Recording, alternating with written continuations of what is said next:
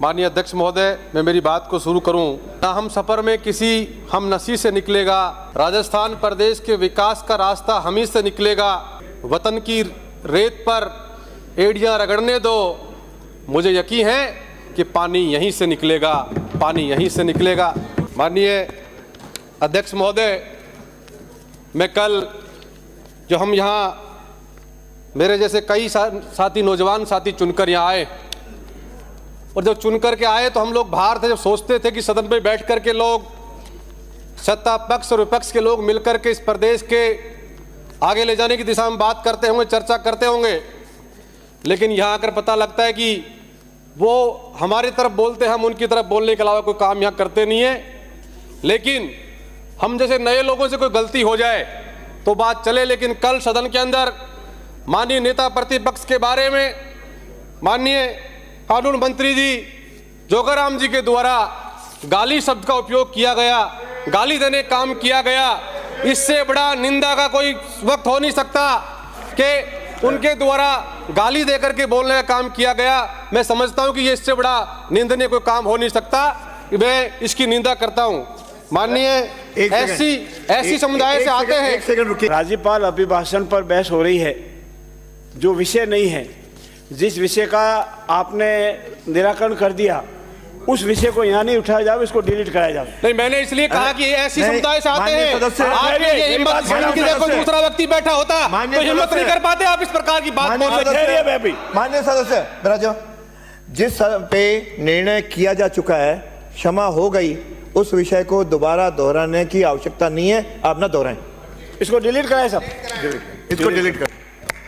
माननीय अध्यक्ष महोदय, राइजिंग राजस्थान के बारे में बहुत बड़ी बड़ी बात यहाँ हुई है। 35 लाख करोड़ के एमओयू हुए हैं, लेकिन अभी हमारी माननीय सदस्य ने चर्चा करी तो सत्ता पक्ष के लोगों को जाने क्या हो जाता है, मिर्ची क्यों लगती। सच्चाई सुनने की हाजमा रखना चाहिए, ठीक सच्चाई सुननी चाहिए आप लोगों को कि क्या ये जो एमओयू किए हैं ये धरातल पर आ पाएंगे।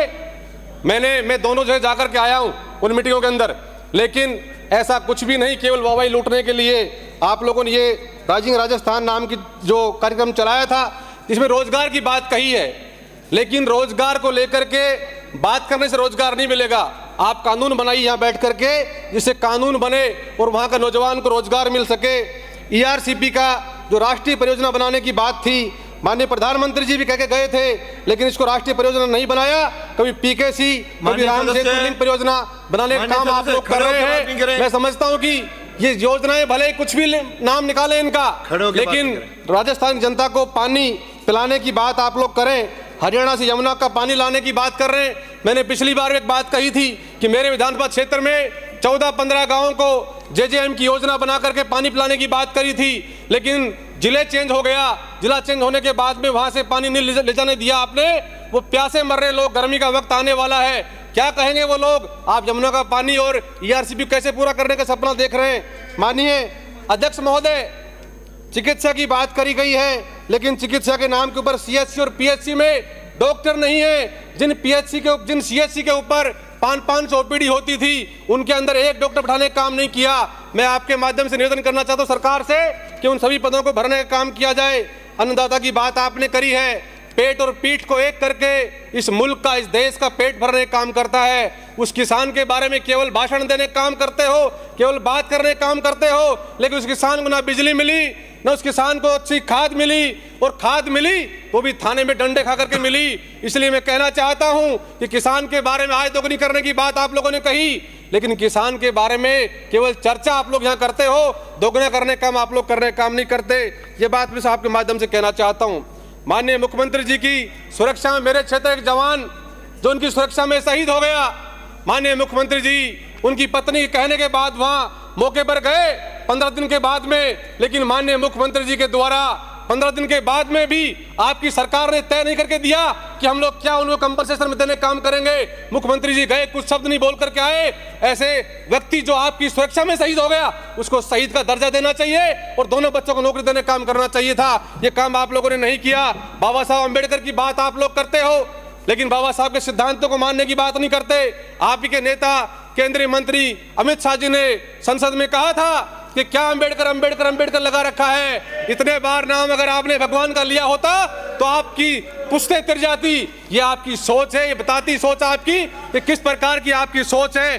क्या आप लोग इस विश्वास रखते हो बाबा साहब की विचारधारा के अंदर, लेकिन केवल आप लोग भाषण देने काम करना चाहते हो। माननीय अध्यक्ष महोदय, कुछ सदस्य अति उत्साहित होकर के ये बात कहते हैं कि प्रदेश के अंदर महिला सुरक्षा के अंदर कुछ बहुत बड़ा आप लोगों ने कर दिया, लेकिन मैं उन सदस्य से भी कहना चाहता हूं, कुछ दिनों पहले आपको भी इसी सदन के अंदर खड़े होकर के सफाई देनी पड़ी थी कि मेरे खिलाफ गलत वीडियो बनाकर डालने का काम कर रहे हैं। या उस बात को कैसे भूल गए आप लोग। एक आईपीएस अधिकारी मेरे जिले में जिसकी जासूसी होती है, कौन करता है जासूसी उसकी, और उस मामले को ठंडे बस्ते में डाल दिया जाता है। मैं सदन से सरकार से मांग करता हूं आपके माध्यम से कि उसकी सीबीआई से जांच हो कि जब आईपीएस अधिकारी सुरक्षित नहीं है, आम जनता को सुरक्षित करने की बात कहां करते हो आप लोग।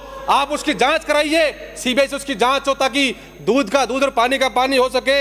मैं आपके माध्यम से ये निवेदन करना चाहता हूं कि 7,000 बच्चियों पर और महिला पर अत्याचार के मुकदमे दर्ज हुए हैं। 40,000 के समथिंग महिला पर अत्याचार हुए, उनके मुकदमे दर्ज होने काम हुआ है। ये केवल वाहवाही लूटने की बात नहीं करनी चाहिए। हम सबको मिलकर के इस प्रदेश को आगे ले जाने की दिशा में काम करने की आवश्यकता है। ये भाषण वीर तो भले ही भाषण देकर चले जाओ, नोट हो जाएगा, लेकिन इस प्रदेश जनता आपसे 4 साल के बाद आपका हिसाब मांगेगी। और ये बात मैं जिम्मेदारी से कह रहा हूं कि 4 साल के बाद में हमसे भी कम संख्या में आप इधर बैठे मिलोगे, जैसा आप लोग काम राजस्थान में काम कर रहे हो। माननीय अध्यक्ष महोदय, मैं आपके माध्यम कहना चाहता हूं, शिक्षा मंत्री जी की तो बात ही छोड़ो, या मौके पे तो वो है नहीं, उनका तो कोई मुकाबला ही नहीं है। शिक्षा मंत्री जी ने 400 स्कूलें बंद करने का काम किया है। जो हमारी गांव के गरीब लोग पढ़ते थे, गरीब बच्चे पढ़ते थे, उनको शिक्षा से वंचित करने का काम किया है। क्या आप क्या दिखाना चाहते हो इस प्रदेश के अंदर, किस प्रकार का चेहरा लेकर जाना चाहते हो कि ग्रामीण परिवेश के जो बच्चे बच्चियां गरीब परिवार से आते हैं उनको पढ़ाई से वंचित आप करना चाहते हो। माननीय अध्यक्ष महोदय, मैं आपके माध्यम से कहना चाहता हूं कि महाविद्यालय की बात आप लोगों ने करी है, लेकिन मेरे क्षेत्र में 1 साल से भी ज्यादा टाइम हो गया कि वो महाविद्यालय का भवन नहीं बन पाया। मेरा महाविद्यालय प्राइमरी विद्यालय में चल रहा है। मैं आपसे निवेदन करना चाहता हूं आपके माध्यम सरकार से, इस महाविद्यालय को बनाने का आप लोग काम करें ताकि वहां के बच्चों को सही शिक्षा मिल सके। आप लोगों ने सड़क के बारे में चर्चा की है। मेरे वहां विधानसभा क्षेत्र में ही साबी नदी पर बना पुल 1 महीने से टूटा पड़ा है, जहां पर आवागमन का साथ जो है परेशानी हो रही है, लेकिन आप लोगों ने उनको बनाने का काम नहीं किया। 1 महीने से तकलीफ झेल रहे हैं, सड़क बनने का काम नहीं हुआ। आप लोगों ने जो है ये सीएचओ के बारे में मैं चर्चा करना चाहूंगा। सीएचओ 7,000 सीएचओ काम कर रहे हैं और ग्रामीण परिवेश के अंदर वो अपनी सेवा देने का काम कर रहे हैं। आयुष्मान भारत योजना को वो आगे बढ़ाने का काम कर रहे हैं और उनको नियमित करने के लिए भारत सरकार का आदेश भी आ गया। उसके बाद हम लोग उनको नियमित करने का काम नहीं किया। 15 से अधिक सीएचओ की सड़क दुर्घटना में मौत हो गई, उनको भी कोई कंपनसेशन देने की हम लोगों ने बात नहीं करी। ये मैं आपके माध्यम से निवेदन करना चाहता हूं कि उनको भी परमानेंट करने का काम किया जाए। माननीय अध्यक्ष महोदय, वैसे तो 14 महीने के बाद आपने मान लिया इस बात को, हमारे अध्यक्ष महोदय कहते थे पर्ची सरकार, लेकिन 14 महीने के बाद में अविनाश गहलोत जी ने बात मान लिया कि केवल सरकार नहीं, ये पर्ची सरकार है और काम नहीं कर। मैं 10 मिनट का टाइम अध्यक्ष महोदय, काम नहीं कर रहे। गहलोत जी, मैं आपका धन्यवाद देना चाहता हूं कि आपने इस बात को स्वीकार करने का काम किया।